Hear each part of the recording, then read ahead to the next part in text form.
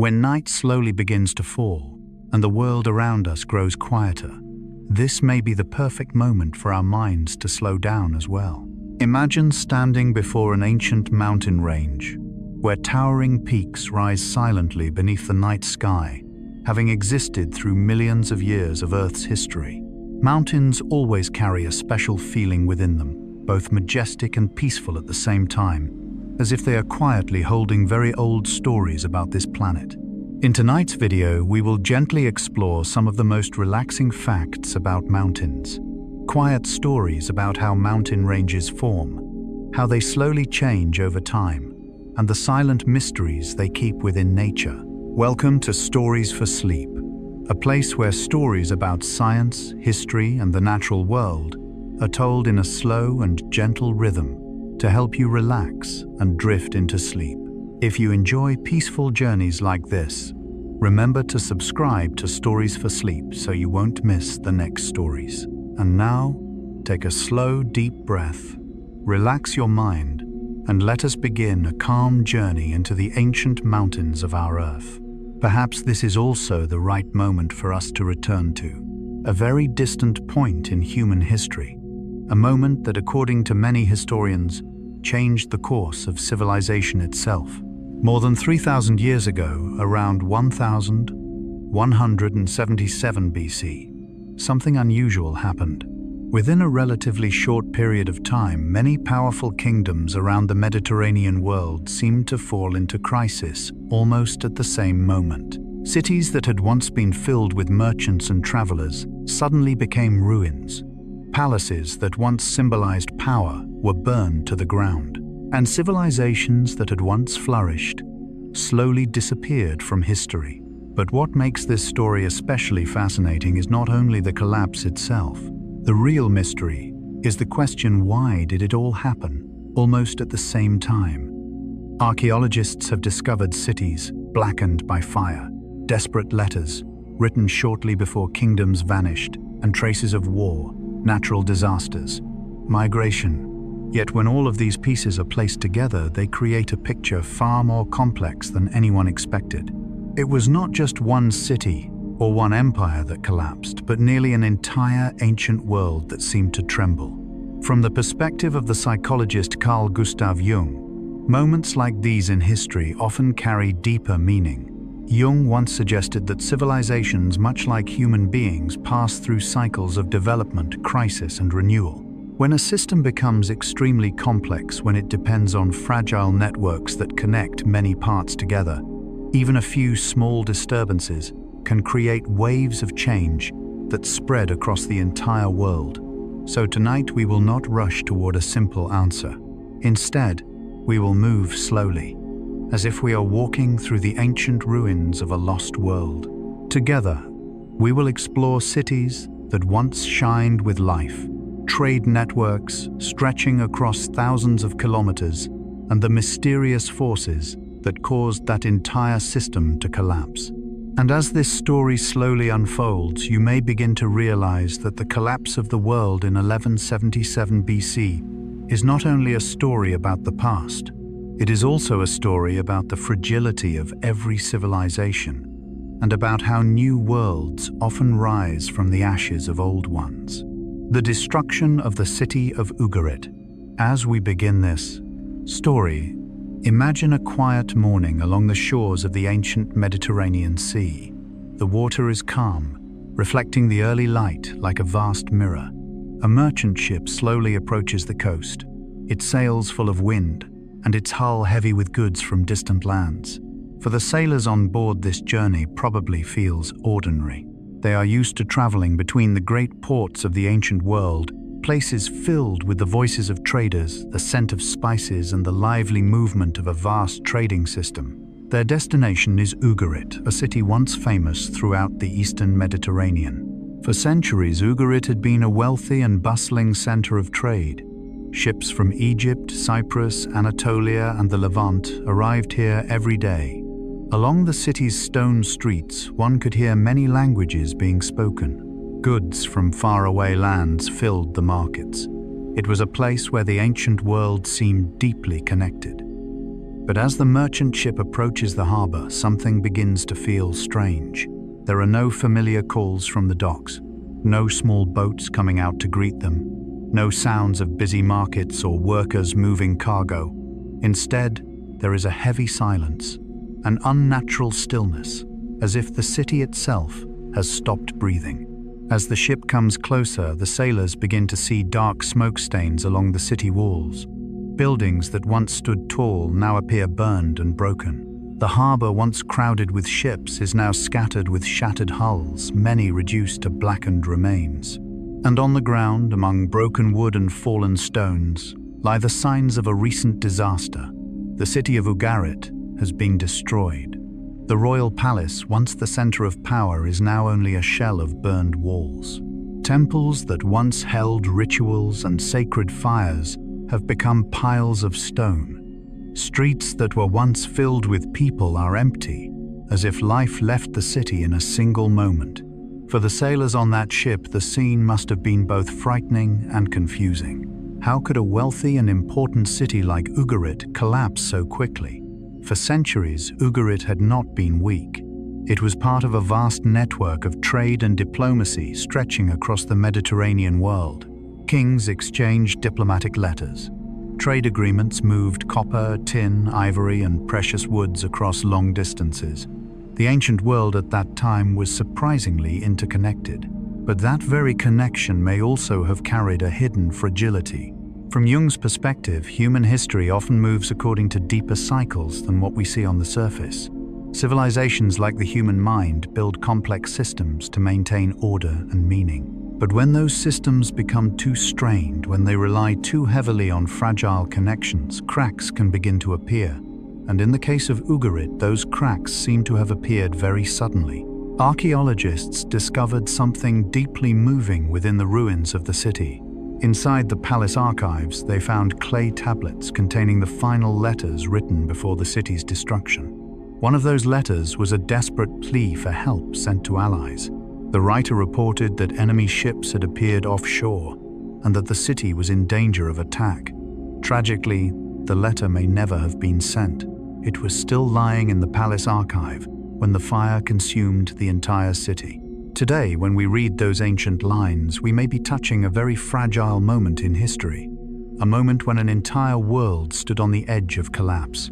And Ugarit was not the only place. Around 1177 BC, many cities and kingdoms across the eastern Mediterranean experienced similar fates. Trade centers were destroyed. Powerful empires disappeared. Networks of commerce stretching thousands of kilometers suddenly broke apart. What makes this story mysterious is not that one city was destroyed. That has happened many times throughout history. What is astonishing is that so many places collapsed almost at the same time. Looking back across thousands of years, the destruction of Ugarit now appears almost like the first warning, the first signal of a much larger transformation. An ancient world once connected by trade, diplomacy, and culture was beginning to fracture.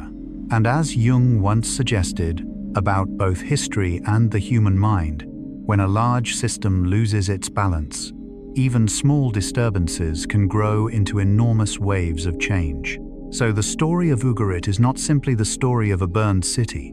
It is the doorway to a much larger mystery, the mystery of how an entire ancient world could disappear in such a short time.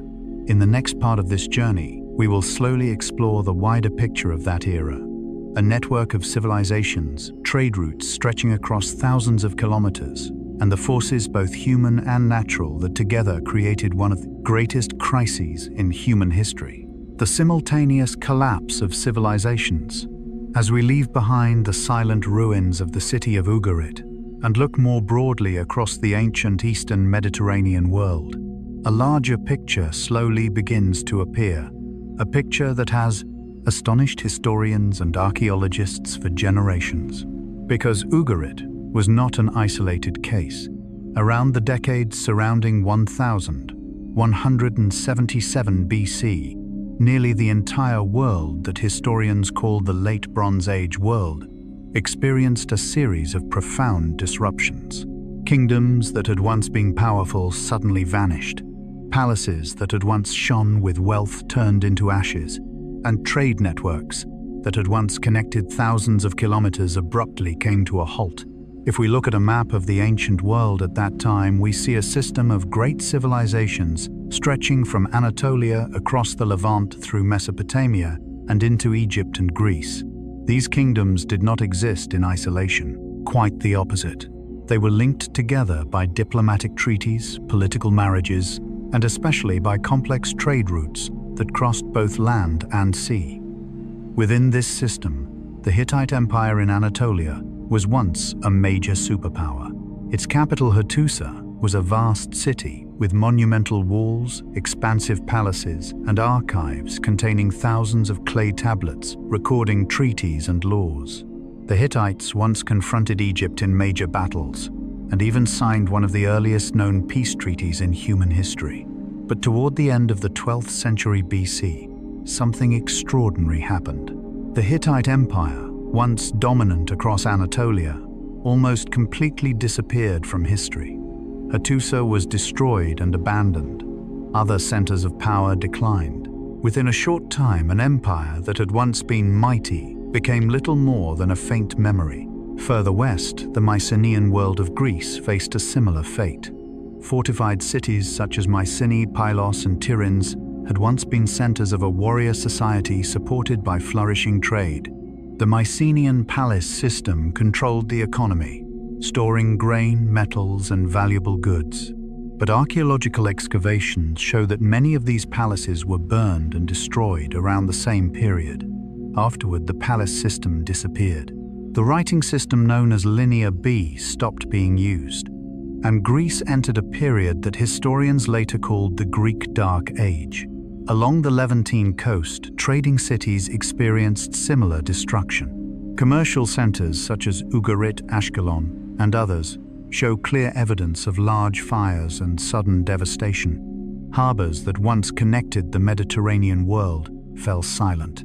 Even in Mesopotamia, where civilizations had flourished for thousands of years, stability began to fracture.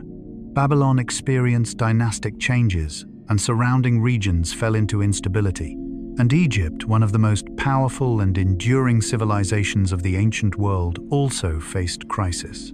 During the reign of Pharaoh Ramesses III, Egypt confronted major invasions from mysterious groups recorded in history as the Sea Peoples. Although Egypt ultimately survived, its empire weakened significantly, and its regional dominance never fully recovered. When historians examine all these events together, what confuses them is not that one kingdom collapsed. Kingdoms have always risen and fallen throughout history. What is truly astonishing is that so many civilizations experienced crisis almost at the same time.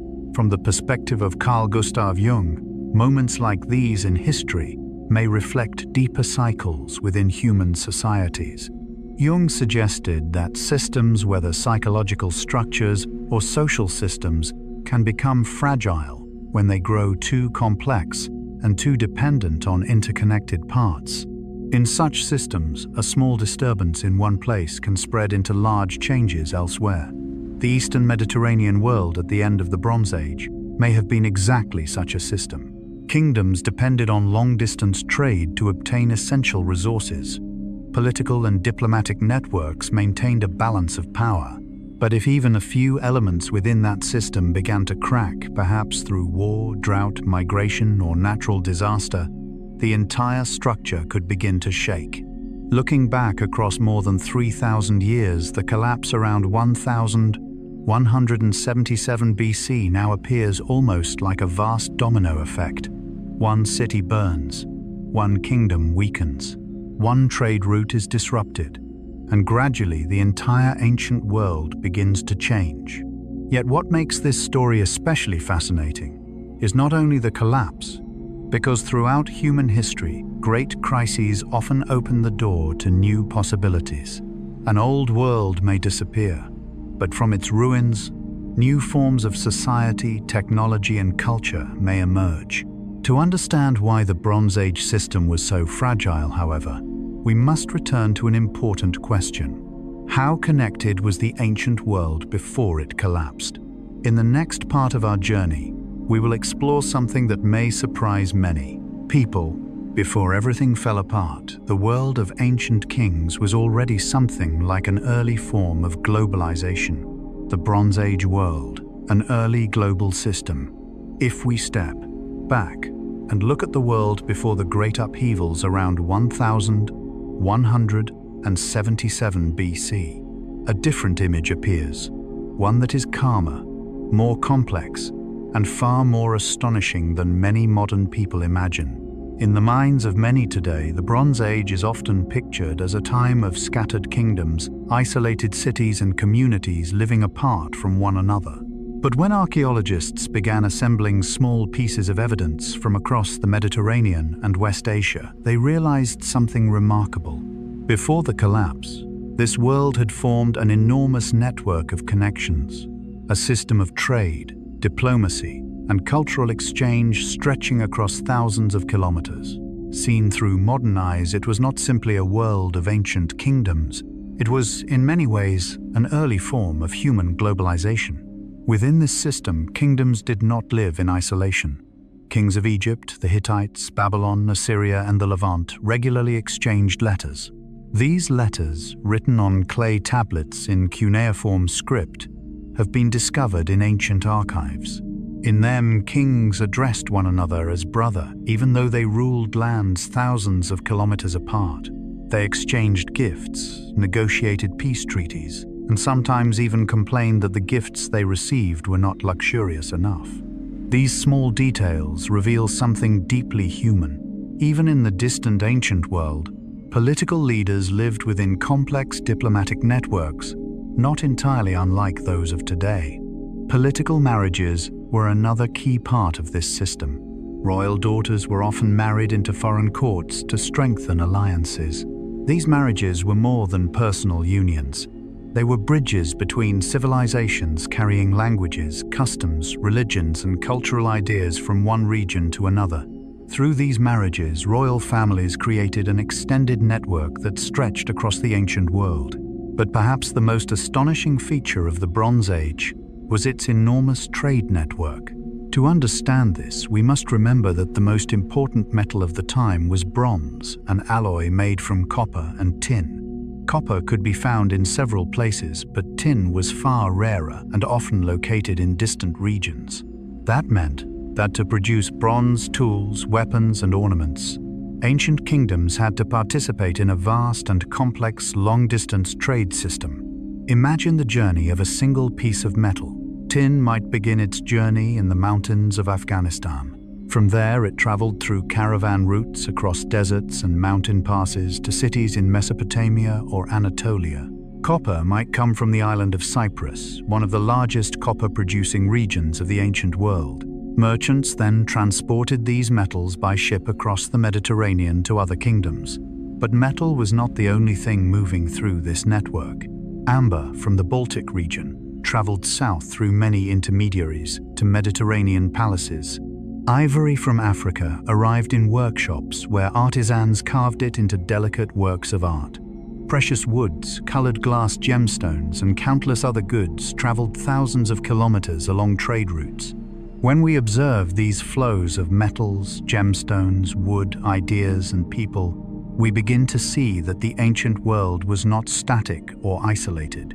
It was a living network. Port cities, caravans, and merchants connected distant lands into a shared system. From Jung's perspective, such large systems also reflect something deep within the human mind. Jung often suggested that human beings naturally create networks of connection not only in society but also in the psychological world. Symbols, myths, and ideas flow between cultures much like invisible currents linking human minds.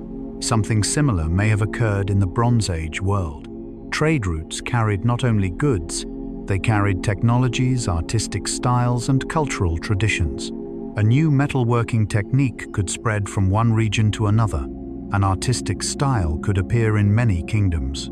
Stories and myths could travel across lands, changing and blending as they moved. If we imagine this world quietly, we might picture merchant ships leaving ancient harbors under the wind-filled sails of the Mediterranean. In their cargo holds lie copper ingots, amber stones, finely crafted pottery and gifts destined for kings in distant lands. These ships carried more than goods. They carried the invisible threads that held an entire civilization together. For centuries, the system seemed stable. Kingdoms traded goods, signed treaties, and maintained peace through diplomacy. But like any complex system, the network carried a paradox. The more interconnected everything became, the more fragile the system could become. A disrupted trade route could create shortages elsewhere. A war in one kingdom could disturb commerce across distant lands. A failed harvest could create crises in cities dependent on imported food. So when we look at the glittering world of the Bronze Age, its rich palaces and vast trade networks, we are also looking at a system of astonishing complexity. And sometimes, in human history, the most complex systems are also the most fragile. This leads us to a crucial question. What happens when one vital link in such a network suddenly breaks? That question brings us closer to the mystery of collapse, a mystery shaped not only by war or natural disaster, but by the hidden fragility of the systems humans build to connect their world, a vast network of trade. As we continue our slow journey through the ancient world of the Bronze Age, there is a remarkable archaeological discovery that helps us understand just how interconnected that world truly was. It is the story of the Uluburun shipwreck, an ancient merchant ship discovered off the coast of modern-day Turkey in the late 20th century. For more than 3,000 years, this ship lay quietly on the seabed, covered by sand and coral, until divers accidentally noticed scattered pieces of metal and ancient objects beneath the water. When archaeologists began carefully excavating the wreck, they slowly realized they were looking at something extraordinary. Almost like a frozen photograph of international trade in the ancient world. What they discovered inside the Uluburun ship astonished many researchers. In its cargo were about 10 tons of copper from Cyprus, cast into large ingots, shaped like ox hides, a standardized form of metal used in Bronze Age trade. Alongside it was about 1 ton of tin, the precious material required to produce bronze. These two metals alone reveal that the ship was part of a vast supply network providing raw materials to the great kingdoms of the ancient world. But the story did not end there. As the excavation continued, archaeologists found goods from many different regions of the ancient world. There were amber beads from the Baltic region of northern Europe, a valuable material often used in jewelry. There were pieces of exotic wood from Africa, likely intended for luxury furniture or construction in royal palaces. There was pottery from Greece, decorated with shapes and patterns typical of Aegean cultures, and even glass from Mesopotamia, a rare and valuable material in that era. If we pause for a moment to reflect on this discovery, we begin to see that the Uluburun ship is almost like a miniature map of the ancient world. Within a single vessel, materials from regions thousands of kilometers apart had been brought together. Objects from Northern Europe, the Middle East, Africa, and the Mediterranean all rested together in the same cargo hold. This reveals something important. The ancient world was not a collection of isolated civilizations as many once imagined. Instead, it was a vast trading network, where goods, people, and ideas moved across enormous distances. From the reflective perspective of Carl Gustav Jung, networks like this reveal something profound about human nature. Jung often suggested that human beings naturally seek connection with systems larger than themselves, communities, cultures, and networks of meaning. In that sense, trade is not only an exchange of materials, it is also a form of connection between different worlds. The merchants aboard the Uluburun ship may never have thought of their journey in philosophical terms. For them, it was likely just another voyage transporting cargo from one port to another. Yet, when we look back across more than 3,000 years, their journey becomes a symbol of the deep connections between ancient civilizations. Imagine the ship on a calm Mediterranean morning. its sails filled with wind as it slowly approaches a distant harbor. Inside the cargo hold lie heavy copper ingots, glowing amber beads, finely crafted pottery, and valuable glass objects. Each item carries the story of a different land. Perhaps some of these goods had already passed through many hands before reaching the ship. A single amber bead might have begun its journey in the cold forests of northern Europe, traveling through many trade routes before reaching the Mediterranean. A piece of precious wood might have been cut in an African forest and then carried across deserts and seas to reach a coastal port. The Uluburun ship was therefore not simply a vessel. It was a node in a vast commercial network of the ancient world. Yet, like many complex systems in history, this network carried a paradox. Its wide connections created prosperity for many kingdoms. Port cities flourished through trade. Palaces became wealthy thanks to rare goods from distant lands. But dependence on this network also made civilizations more vulnerable to disruption. If a trade route was interrupted by war or piracy, goods might never reach their destination. If an important port city was destroyed, an entire chain of exchange could collapse. If kingdoms fell into political instability, trade could decline rapidly. The Uluburun ship, lying silently beneath the sea for thousands of years, is almost like a quiet reminder of a world that once existed, a world where distant civilizations were connected through oceans and deserts, a world where a single ship could carry goods from many continents. When we look at that ship today, we see more than ancient objects. We see traces of an early global system, a network that once connected the civilizations of the Bronze Age. But history also shows that such complex networks can become fragile when the world around them begins to change.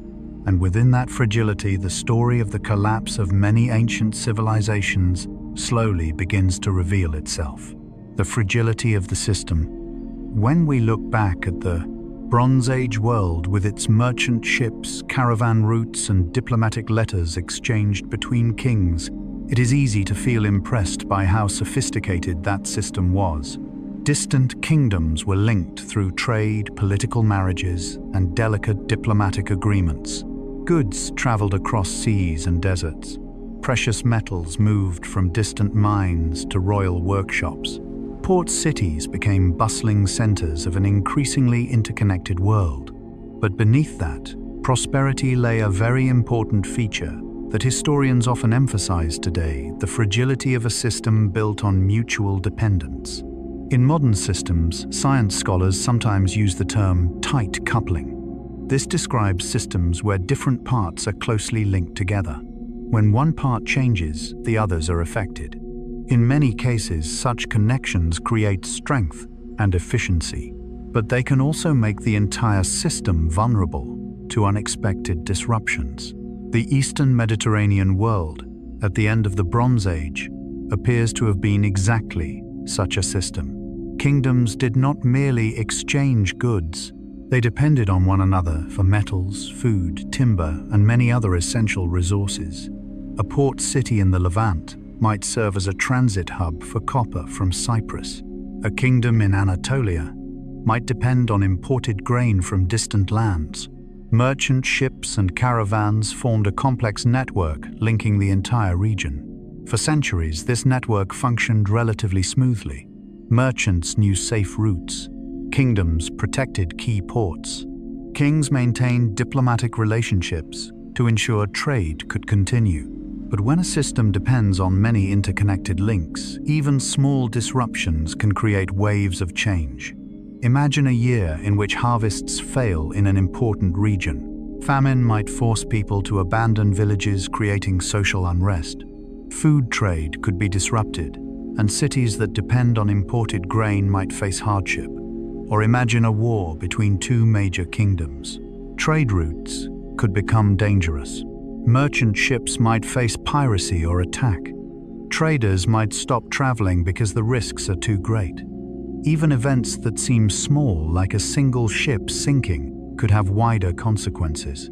If that ship carried metal or food needed elsewhere, its loss might disrupt an entire supply chain. From the reflective perspective of Jung, complex systems often reveal a deeper principle of life.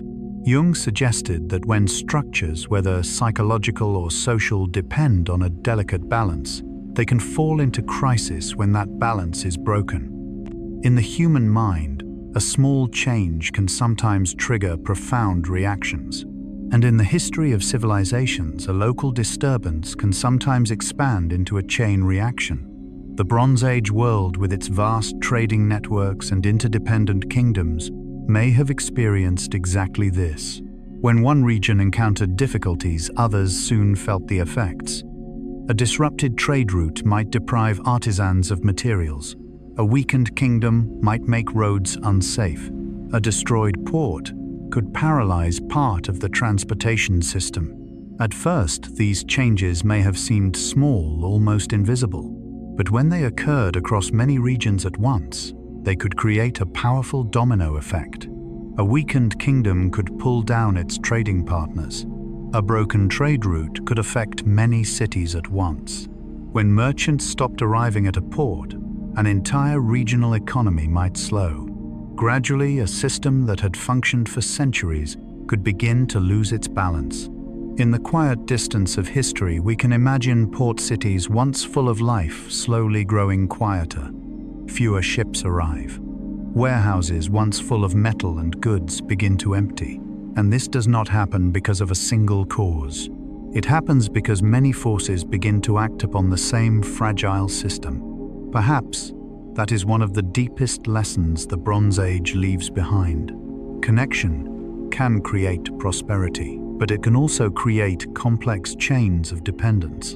And sometimes, when a system becomes too dependent on the stability of many factors at once, even a small disturbance can begin a great transformation. In the history of the ancient world, such transformations eventually led to one of the most widespread crises of the ancient era, a crisis that historians are still trying to understand today. A series of events that caused cities, kingdoms, and trade networks, systems that had existed for centuries, to collapse almost at the same time. If we pause for a moment and imagine that world on a quiet afternoon in history, we might picture ancient cities moving in their familiar rhythm. Merchant ships leave the harbor at sunrise, carrying metal, wood, and rare goods. Caravans slowly cross deserts along routes known for generations. In royal palaces, officials record the flow of goods entering and leaving, ensuring that the trade system continues to function. For centuries, that rhythm must have seemed so stable that the people living in that world could hardly imagine it ever changing. Yet history often shows us that long periods of stability can sometimes hide pressures slowly building beneath the surface. A kingdom may struggle with failed harvests. A trade route may become dangerous because of conflict or piracy. A major port city may weaken due to political instability. Each of these events alone might not destroy an entire system, but when many of them occur at the same time, they can create waves that ripple across the entire network. In a tightly coupled system where cities and kingdoms depend on each other for trade and resources, those waves can spread quickly. A city lacking metal may be unable to produce tools or weapons. A kingdom losing imported food may face social unrest. A disrupted trade route may deprive many cities of vital income. Slowly, small changes accumulate into a chain reaction that becomes difficult to control. From Jung's psychological perspective, complex systems sometimes resemble the human mind. They may function smoothly for long periods. But when pressures build over time, even a small event can trigger a major transformation. Something similar may have happened to the Bronze Age world. For centuries, networks of trade and diplomacy held the civilizations of the Eastern Mediterranean together. But when pressures from war, natural disasters, migration, and economic crisis began appearing in many places at once, the system may have become harder to sustain than ever before. And when key links began to break, the domino effect could spread from city to city, and from kingdom to kingdom. Ships stopped arriving. Warehouses emptied. Palaces, once rich with power, gradually lost their influence. None of this happened in a single moment. It unfolded slowly across years and decades like a great wave spreading across the entire region. And when we look back today, we can see that the fragility of that system was not just a small detail of history. It was one of the keys to understanding how an entire world, once prosperous and connected, could transform so dramatically in such a relatively short time. The mystery of the Sea Peoples. As we journey deeper into the mysteries of the ancient world around 1177 BC, one name appears again and again in historical records, puzzling scholars for generations. It is the name given by the ancient Egyptians to a group of people whose identity remains uncertain even today, the Sea Peoples. In carvings on temple walls and in surviving ancient texts, Egyptian pharaohs described large invasions carried out by warriors arriving by ship. These forces appeared on the horizon of the Mediterranean Sea and attacked coastal cities across the region. The images left behind often depict warriors carrying round shields, wearing distinctive helmets adorned with unusual decorations, and fighting fiercely in battles both on land and at sea. To the Egyptians of that time, they seemed like a terrifying force, a wave emerging from the sea capable of shaking the entire region. Yet what makes the story of the Sea Peoples so fascinating is not simply the attacks described in historical sources. What truly confuses historians is that we still do not know exactly who they were. In Egyptian texts, the Sea Peoples are not described as a single ethnic group. Instead, they appear to have been a collection of different peoples traveling by ship and participating in conflicts across the Mediterranean world. Several names of these groups appear in ancient inscriptions, but identifying where they came from remains an open question. Over decades of research, many theories have been proposed. Some scholars believe the Sea Peoples may have been groups of migrating warriors from the Aegean or Anatolia, possibly connected to the upheavals that affected the Mycenaean civilizations. Others suggest they may have been pirates taking advantage of the weakening of powerful kingdoms to attack wealthy coastal cities. There is also a third theory that has gained attention. According to this view, the Sea Peoples may not have been invaders in the traditional sense at all. Instead, they may have been refugees forced to leave their homelands as their own civilizations began to collapse. When we look at the broader picture of the Late Bronze Age, this third possibility becomes especially intriguing, because this period was not defined only by war. It was also a time of profound upheaval across the entire region. Cities were destroyed, kingdoms weakened. Trade networks that had once seemed stable began to break apart. Within such a context, groups of people leaving their homes in search of new lands may have been a natural response to growing instability. From the reflective perspective of Carl Gustav Jung, phenomena like these may reflect deeper patterns within social systems. Jung suggested that when large structures, whether psychological or social, begin to lose stability, hidden forces can emerge and transform the existing order. In the human psyche, this may appear as suppressed emotions or ideas suddenly rising to the surface. In the history of civilizations, similar forces may appear as waves of migration, rebellions, or groups of people moving across changing landscapes. Perhaps the Sea Peoples were part of such a process. Rather than being the sole cause of the collapse of ancient civilizations, they may have been a symptom of deeper transformations already underway. When kingdoms weaken, when trade networks break down, and when cities begin to lose stability, people naturally begin to move. Some seek food, some seek safety, others seek opportunity in a changing world. In such moments, the line between migrants, refugees, and warriors can become blurred.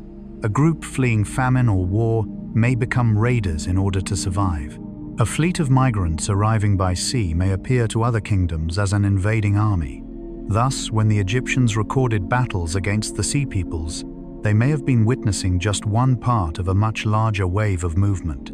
A wave created by economic, social, and environmental changes unfolding across the entire region. In the quiet distance of history, we can imagine ships appearing on the horizon of the ancient Mediterranean. On those ships may have been warriors, but also families, travelers, and people who had left their homes in search of a new beginning. For the coastal cities they approached, their arrival may have meant war and chaos. But for those aboard the ships, it may simply have been a journey of survival in a world that was changing rapidly.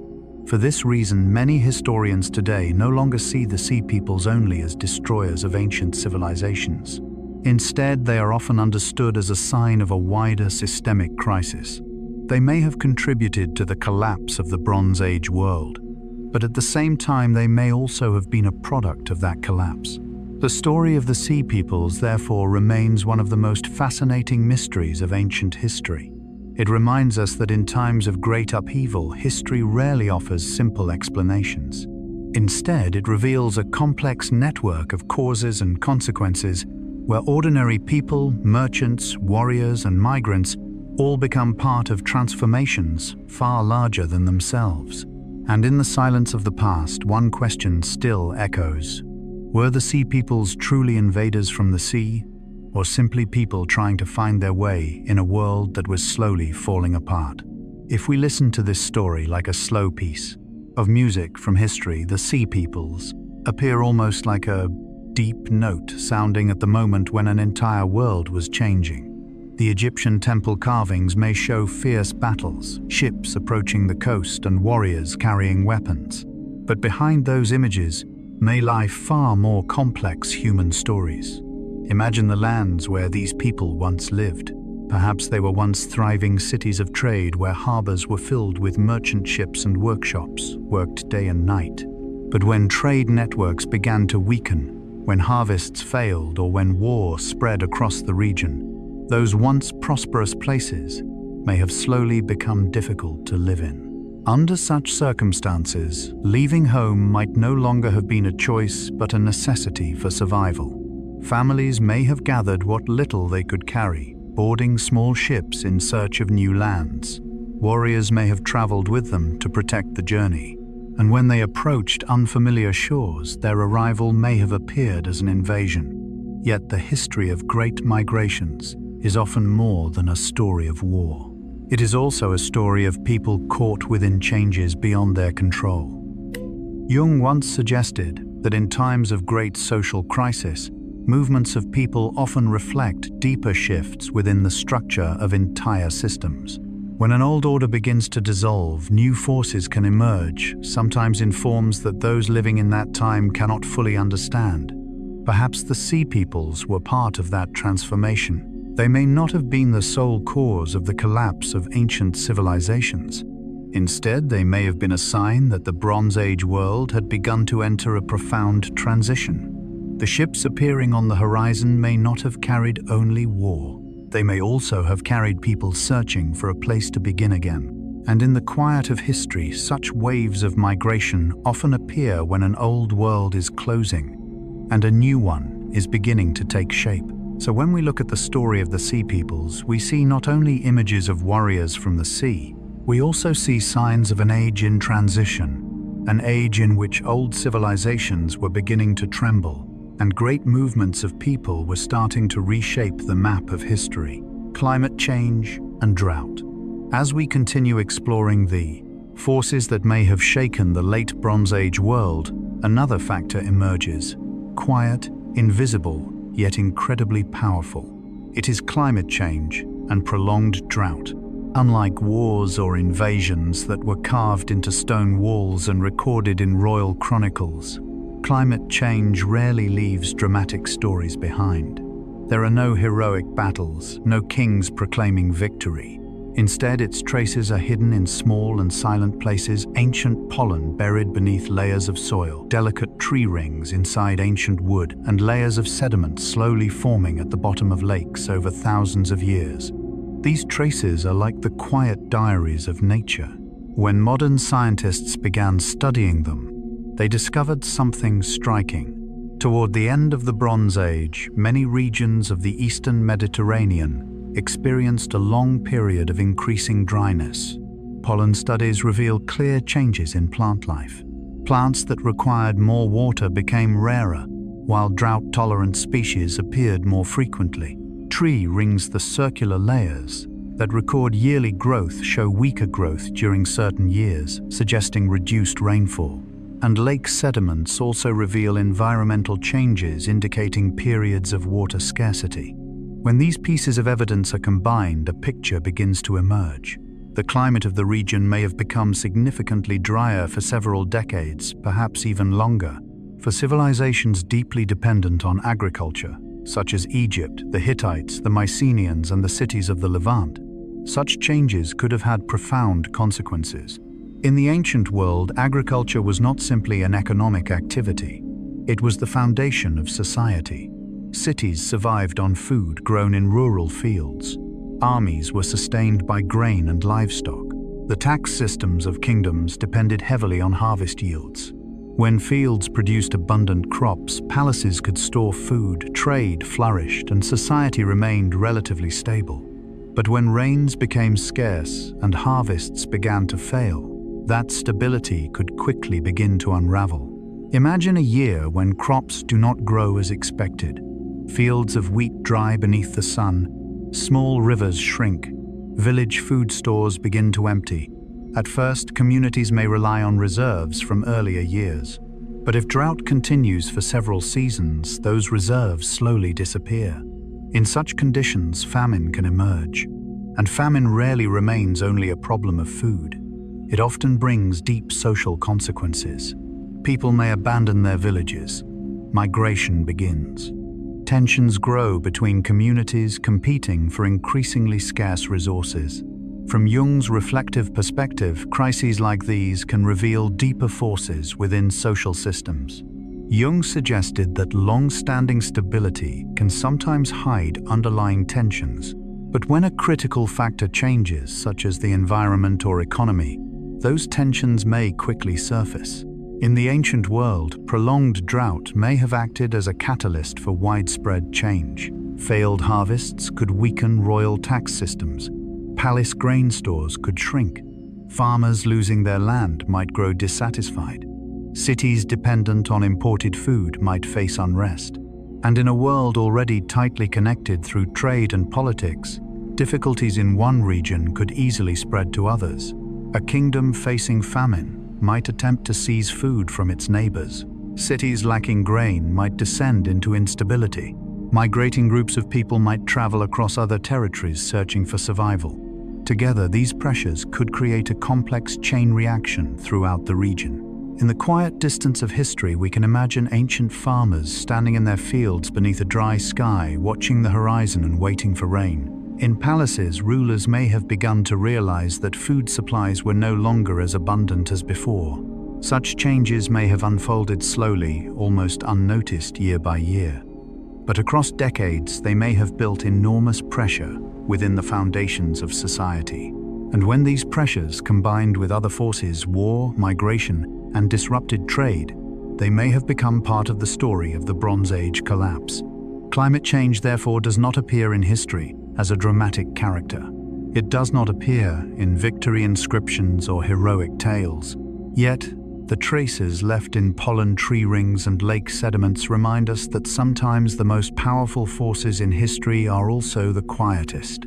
And in the story of ancient civilizations that once flourished, changing climate may have acted like an invisible wind, subtle yet strong enough to shake an entire world. Social and economic crisis. As we continue moving deeper into the story of the collapse of the late Bronze Age world, another factor begins to appear more clearly: social and economic crisis within the civilizations themselves.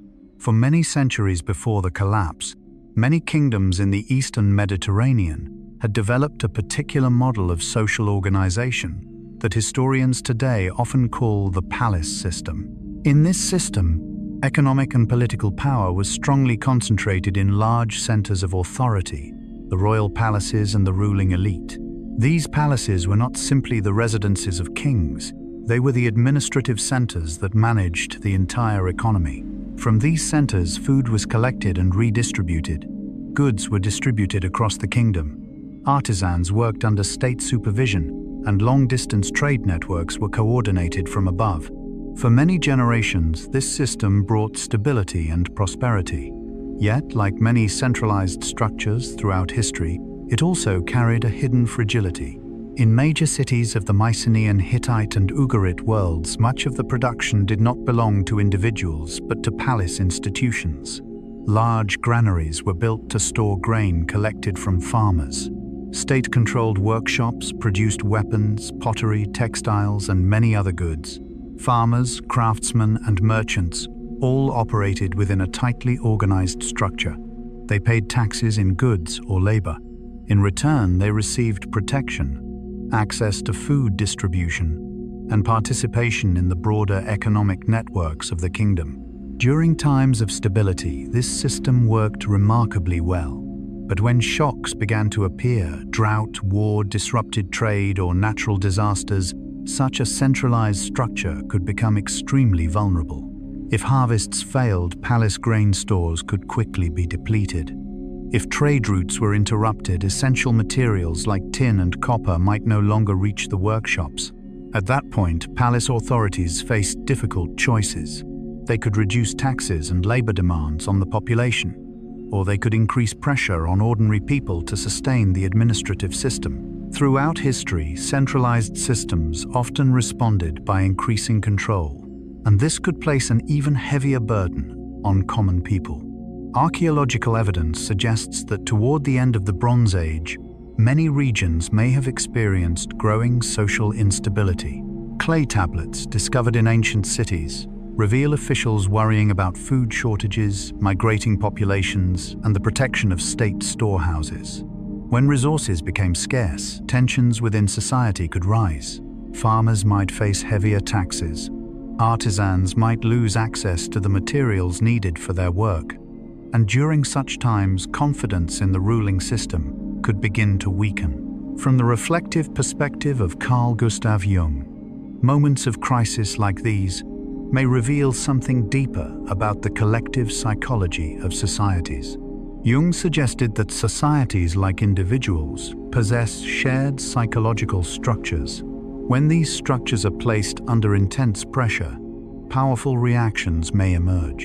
In ancient societies, belief in the order of the world was often closely connected to the authority of the king, the power of the gods, and the stability of the palace system. When the system functioned well, it created the sense that the world itself was balanced and secure. But when palaces could no longer guarantee security, food supply, or stability, that belief in order could begin to collapse. Highly centralized systems often share a major weakness. They depend heavily on the continuous functioning of the central authority. If the palace is destroyed by war or earthquake, the entire network of administration and distribution may collapse along with it. Artisans lose their workplaces, officials lose their roles, farmers lose the systems that once collected and redistributed food. And in a world without strong alternative institutions, the collapse of the center can push the entire society into disorder. Archaeological evidence suggests that in many late Bronze Age cities, palaces were destroyed and never rebuilt. This may indicate that after the collapse of central authority, societies shifted towards smaller and more decentralized forms of organization. Communities may have abandoned large cities and returned to smaller villages where they could manage their lives more independently. Such transformations rarely occur in a single moment. They are usually the result of many years, even decades, of accumulated pressure. Each small crisis, a failed harvest, an earthquake, a war weakens the system a little more, until eventually the system can no longer sustain itself. In the quiet distance of history, we can imagine the residents of ancient cities witnessing these changes step by step. Granaries becoming emptier, merchant caravans arriving less often, rumors of unrest spreading, and slowly the familiar world around them beginning to change. Looking back across thousands of years, the story offers a profound reflection. The strength of a civilization does not lie only in its walls or palaces. It also lies in its ability to adapt to crisis. When systems become too centralized and too dependent on a single structure, they may appear powerful in times of stability, but they can also become dangerously fragile when the world begins to change. Perhaps this is one of the quiet lessons left behind by the collapse of the Bronze Age world, that every civilization, no matter how brilliant, must find a balance between power, community, and the ability to adapt to the passage of time. The disappearance of the Hittite Empire. As we continue our slow journey through the final years of the Bronze Age, the story of the Hittite Empire carries a particularly mysterious atmosphere. At one time, this empire was among the most powerful states of the ancient world. From the highlands of Anatolia, the Hittites built a vast kingdom filled with fortified cities, important trade routes, and a complex administrative system. Their capital, Hattusa, lay among the rocky hills of central Anatolia. The city was surrounded by enormous stone walls and monumental gates carved with lions and warriors. Even today, the ruins still convey the sense of power and grandeur that once defined the city. From Hattusa, Hittite kings governed a vast empire, controlling trade routes and maintaining diplomatic relations with other great civilizations. For centuries, the Hittites were known not only for their military strength, but also for their diplomatic skill. One of the most famous events in their history was their confrontation with ancient Egypt in the Battle of Kadesh, one of the largest battles of the Bronze Age. The conflict did not end with the destruction of one side. Instead, it ended with something rare in ancient history, a formal peace treaty between two great empires.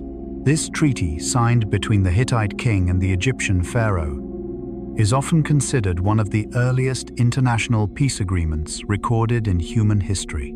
It reminds us that the Bronze Age world was not only a world of war, it was also a world of diplomacy, negotiation, and attempts to maintain balance between powerful states.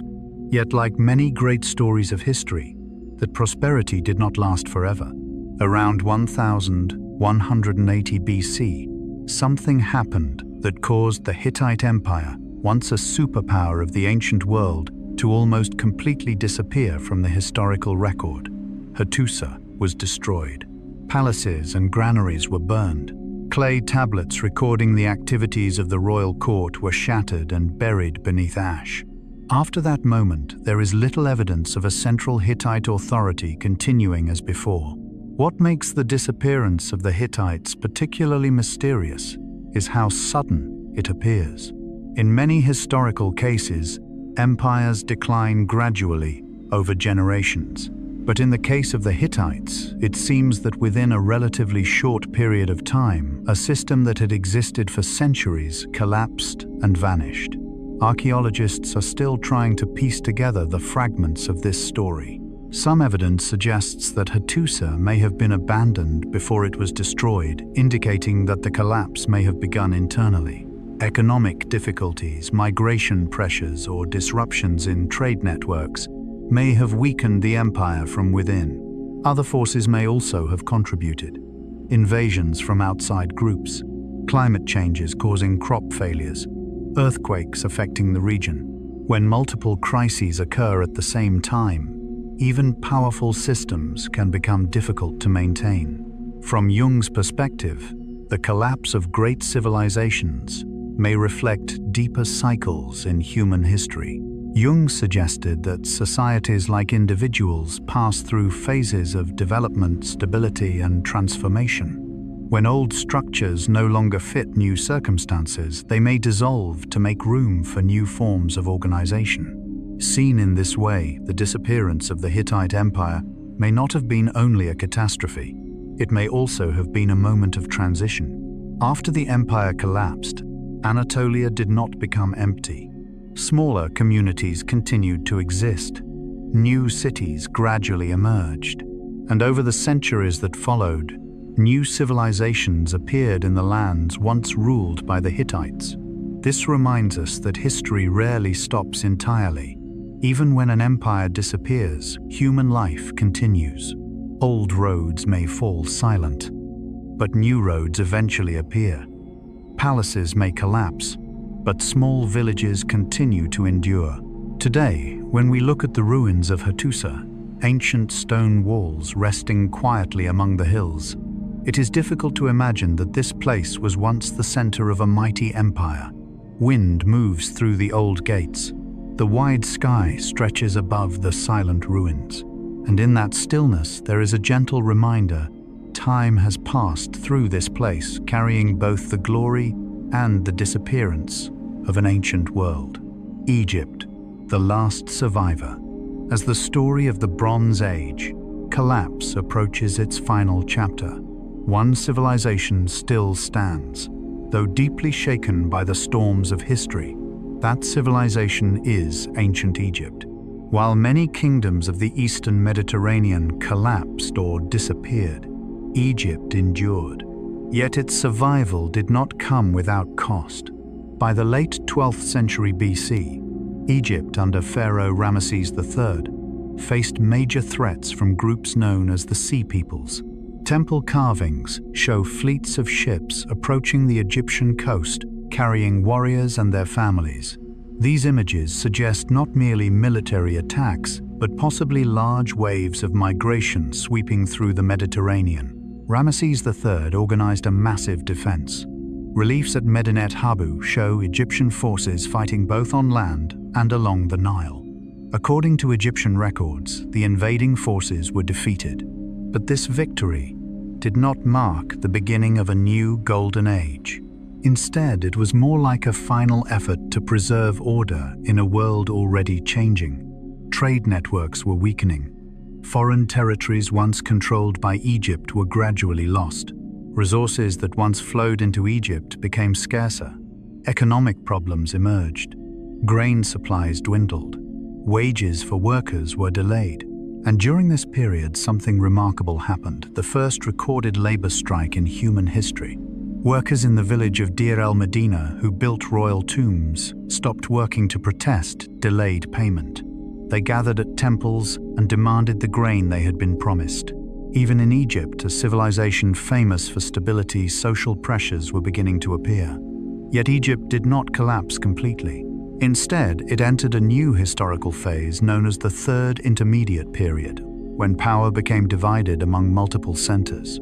Egypt was no longer the dominant empire of the Eastern Mediterranean, but it survived.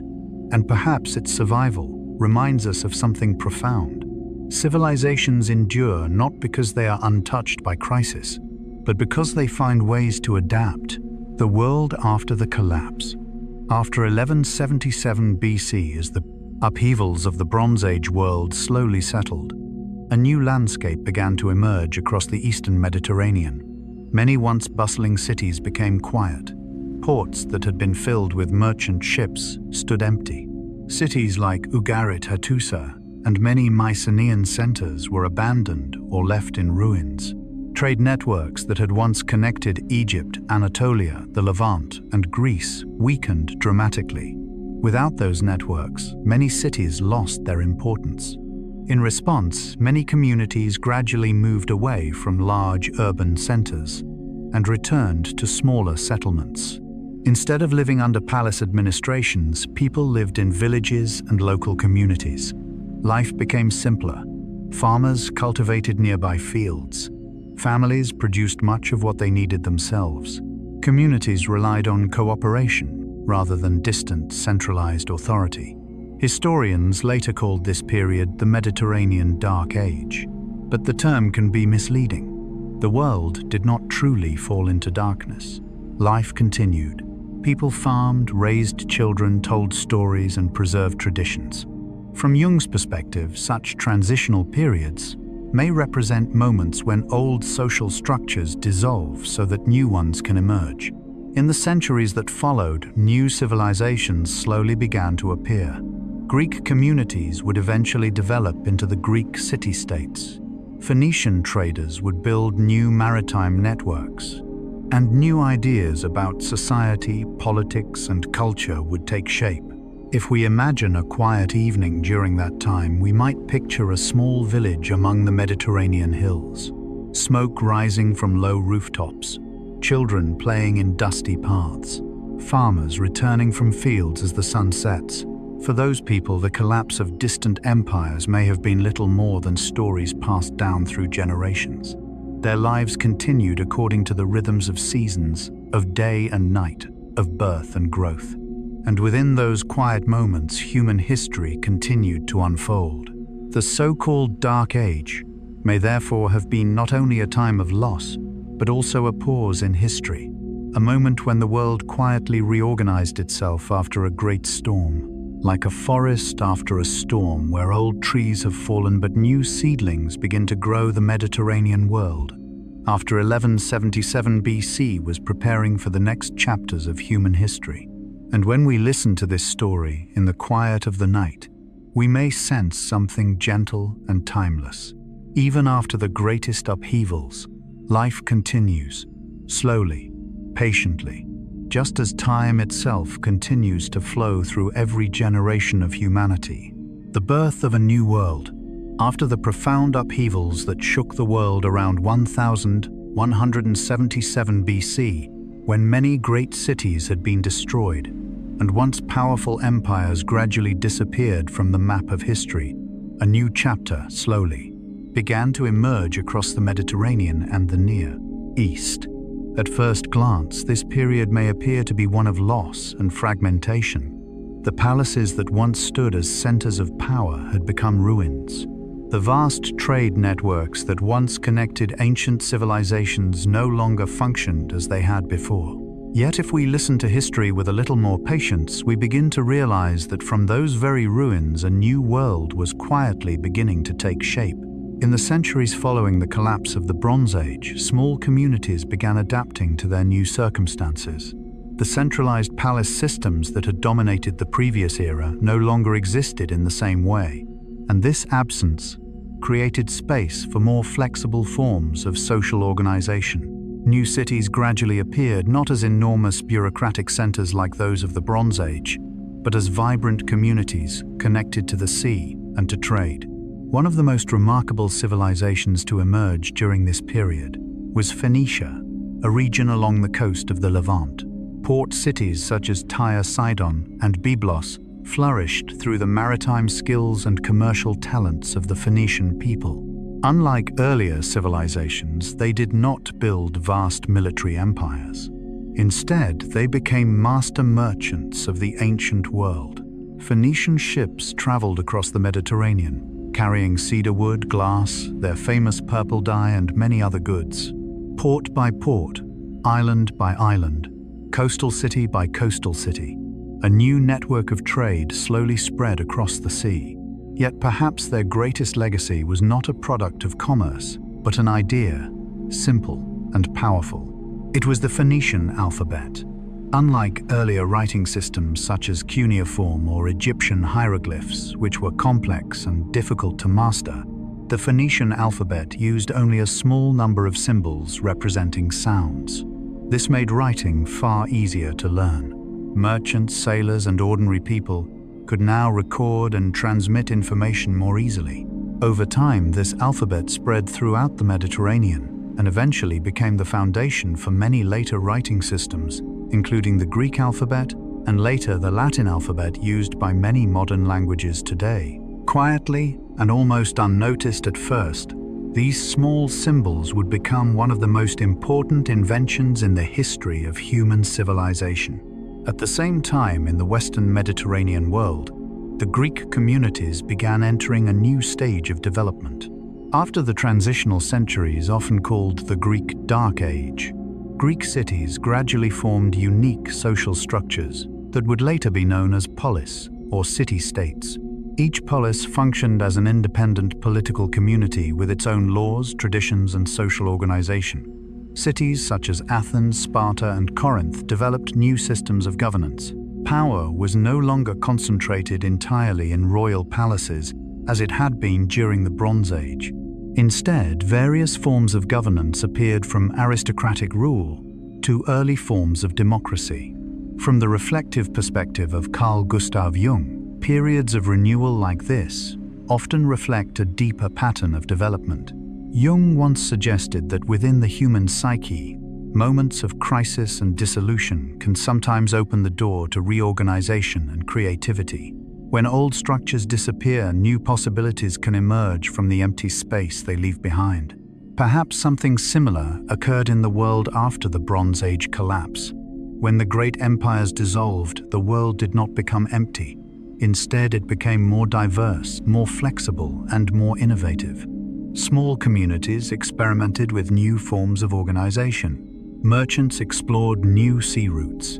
New ideas about politics, culture, and knowledge began to spread. At the same time, another important transformation was taking place in human technology. Iron gradually replaced bronze. During the Bronze Age, tools and weapons were made by combining copper with tin, two metals, often found in distant regions. This made civilizations heavily dependent on fragile, long-distance trade networks. Iron, however, had one important advantage. Iron ore was far more abundant than tin. Although iron was initially more difficult to work with, improvements in metallurgy eventually allowed communities to produce their own tools and weapons without relying so heavily on international trade. This technological change slowly reshaped ancient societies. Small communities could produce their own tools. Warriors could be equipped with stronger iron weapons. And over time, this new technology became the foundation of a new historical era. Historians call this period the Iron Age. When we look back across thousands of years, the transition from the Bronze Age to the Iron Age was more than a change of materials. It was a transformation of the ancient world itself. The great empires of the Bronze Age had collapsed, but from the space they left behind, new civilizations emerged. New trade networks formed. New ideas about society and culture began to grow. And if we listen to this story in the quiet of the night, we may notice something gentle and reassuring. Human history is not only a story of collapse, it is also a story of renewal. From the ruins of an old world, a new world can always begin slowly, patiently, and filled with possibilities not yet imagined. A quiet reflection on history. If we step back and look at this historical moment, from the great distance of time, the birth of the New World after 1177 BC carries a quiet beauty. It is like the morning after a great storm. When the storm passes, the landscape may appear quieter. Many familiar things may have disappeared. Yet within that silence, new life begins to grow. Small coastal communities begin building new ships. Blacksmiths learn to work glowing iron. Phoenician traders carry their simple alphabet from port to port. And in the lands of Greece, small communities slowly form city-states with entirely new forms of social organization. Carl Jung once suggested that after deep crises within the human psyche, a process of psychological rebirth can occur. When old structures disappear, the mind begins searching for new forms of order and meaning. The history of the ancient world after the Bronze Age collapse seems to reflect that same pattern. The great empires that once controlled vast territories were gone. Yet in their place, the world became more diverse, more flexible, and more creative.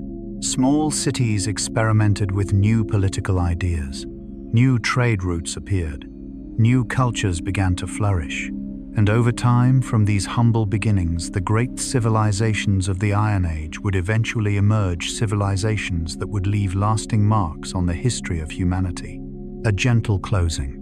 When we reflect on the upheavals of the world around 1177 BC, a very particular feeling emerges.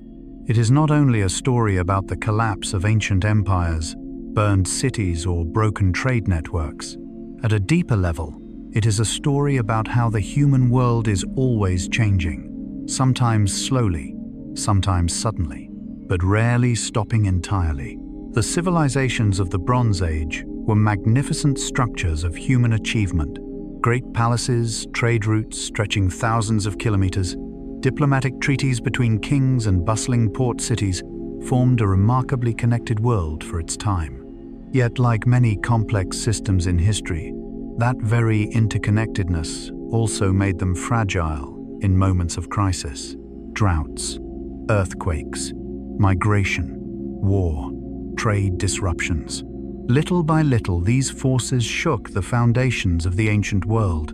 And within only a few decades, centers of power that had existed for centuries disappeared. But if we listen to the story more gently, the way we listen to a quiet story before sleep, we realize that history is not only a story of endings, it is also a story of beginnings.